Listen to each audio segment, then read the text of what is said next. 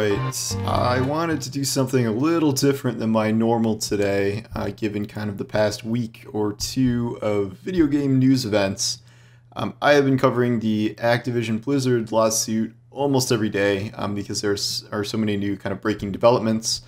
I am recording this after J. Allen Brack resigned this morning, and it was announced that he was being replaced by two new co-leads for Blizzard, and before the Activision earnings call.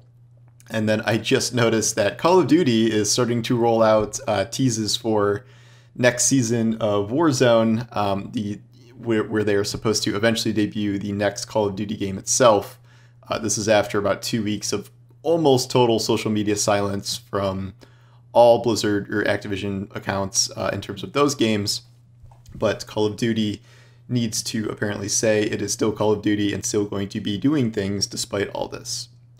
I am not going to list all the allegations again, other than to say it is extremely horrific treatment of women all across Activision Blizzard for a number of years that is entirely inexcusable on every level.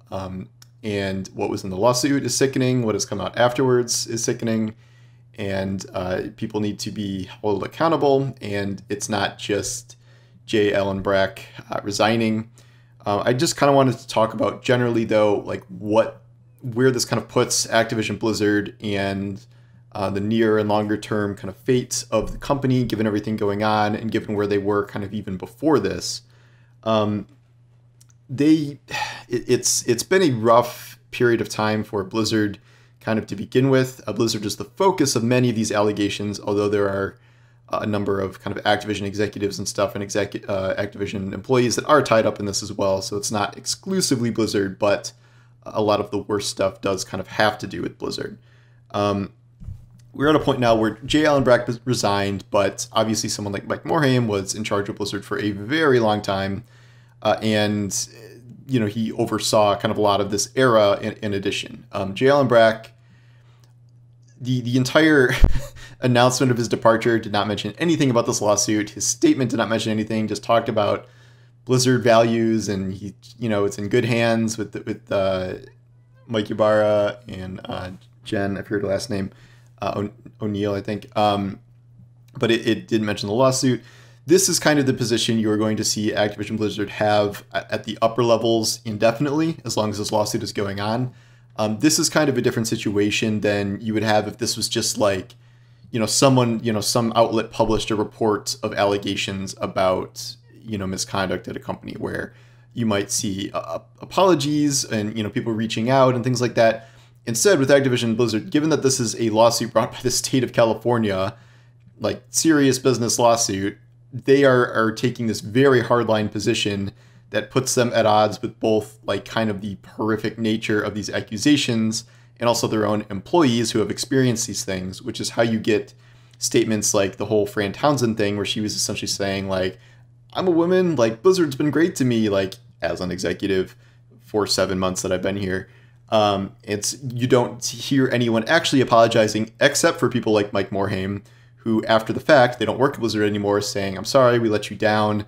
The most kind of acknowledgement of any of this you see from Activision is we admire and respect the brave women who are talking, and we will listen to them. And that is kind of all that they're really saying here, because they can't apologize. They can't really say that, yeah, our culture is terrible and needs to be better, because that can be used in the lawsuit as an admission of being guilty of the things they're being accused of. Maybe not the exact specifics of everything, but so this position puts them squarely at odds with their own employees, which is why you're seeing things like a walkout. I do not think J. Allen Brack resigning is going to end any of this. He was specifically named in the lawsuit as someone who, he received reports of a lot of these allegations, but then just didn't really do anything. They said he verbally reprimanded the Arabiasi guy who was eventually fired, but didn't do anything. And that guy went on to harass more women. And so he was one of the figures, one of the few that was actually named in the lawsuit. But people like Fran Townsend have been confirmed that they are not leaving. Bobby Kotick is immortal. I don't know. He's probably going to survive this whole thing with ease, and net $1 bazillion in pay and stock next year. The fate of the company itself is in an interesting position because, I mean, this is a bigger backlash than I've seen to any kind of similar scandals, at least so far. Keep in mind, the gaming public is a short memory, and a lot of, casual gamers don't really have, their hooks into all the active news stories that are going on. But, like, we have had very similar stories to this very recently with Ubisoft and Riot Games. Riot Games was also sued and had a lawsuit and had a giant settlement of tens of millions of dollars that had to pay out to women because of the harassment issues there. So this is a very similar situation to that, and yet this just feels different. I feel like Activision Blizzard has already been struggling as is just to kind of even like produce, especially on Blizzard's end, like produce the type of games and content that people are excited about. So they weren't exactly in anyone's good graces to start with. And then when the allegations did come out, like some of them are so bad that it's stomach churning, it's nauseating, and not to say the others weren't, but this is kind of a level that it spread, I think, a little more virally than some of the other cases that were talked about, and more people started speaking out publicly about it. And it is a story that is not going away because new stories emerge, new things happen, like high-up people resigning. We will see what they talk about on their investors call in 3 hours or so. Their stock has dropped significantly. It is not down to the yearly low that we saw during like the some of the worst days of the pandemic, and yet it's gone down and it has not gone back up again. The investors, it's hard to know what motivates investors. Like if they say Call of Duty pre-order sales on this imaginary game are up, like the stock will go up. But I do expect some hard questions being posed to Activision Blizzard today. Call of Duty remains, a money printing machine for them. Warzone has helped keep Call of Duty relevant even in the face of competition. This year, I think they are going to face even more competition than normal, given that we have Halo Infinite coming out on Xbox and PC, and that, by all accounts, is very good. So 343 seems to have actually kind of nailed what people used to like about Halo. And then we have Battlefield 2042. Battlefield is always a high competitor to Call of Duty, and yet it's been a little while since we've had a new one. So those two games alone are kind of significant competition, in addition to sort of the general trends moving away from traditional Call of Duty style multiplayer toward, battle royales like Warzone, but like a bunch of other ones, or tactical shooters, things like that. So, we are far from the days of Call of Duty setting, yearly records year after year after year, like breaking its own records every single year. That said, it still remains usually the best-selling game of the year every year, just because of like how locked into people are to buying it every year. So I do not, as nice as it might be to imagine that there's going to be some sort of mass Call of Duty boycott. Again, a lot of the Call of Duty player base is a crowd that is not either doesn't really pay attention or doesn't really care about kind of these company issues, no matter how bad they are, and they will just pick up the new Call of Duty because it is force of habit for them. Blizzard is another story.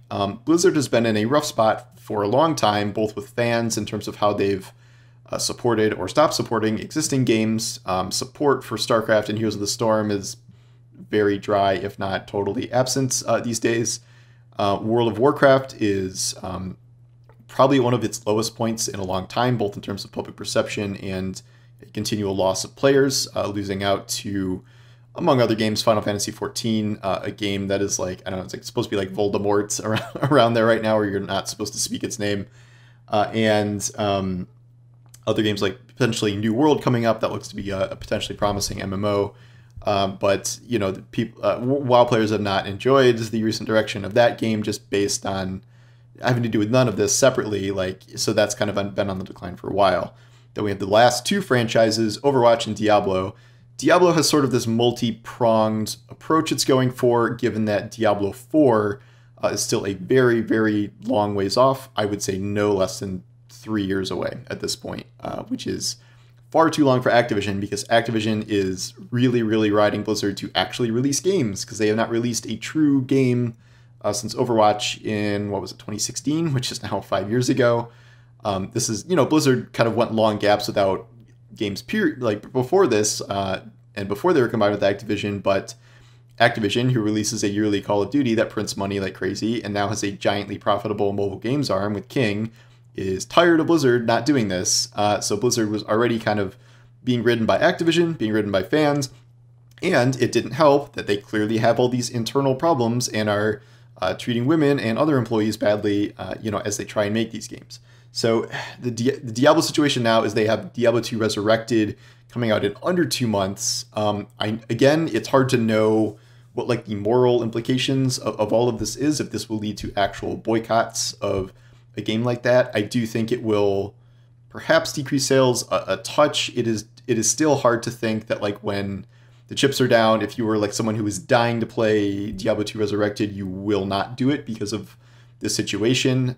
There's the kind of internal debate of like, yeah, the only thing Activision Blizzard will understand is a drop in sales and losing money, and yet, what effect would that directly have on many of these employees who have been, slaving away building these games, and many of them are the victims we're talking about. So, it's not as clear cut necessarily as a boycott is the correct thing to do or solves all the issues or whatever. Like, I'm still debating that myself, and yet, so we'll see what happens then. And then they're still working on Diablo Mortal, the mobile game that is mostly focused on a Chinese audience for the most part, but I played it. It was actually pretty good, so that's something that many core Diablo fans might be into, but we do not have a release date for that either. But all three of these projects still existing in some form kind of mean that Diablo is the healthiest franchise they have.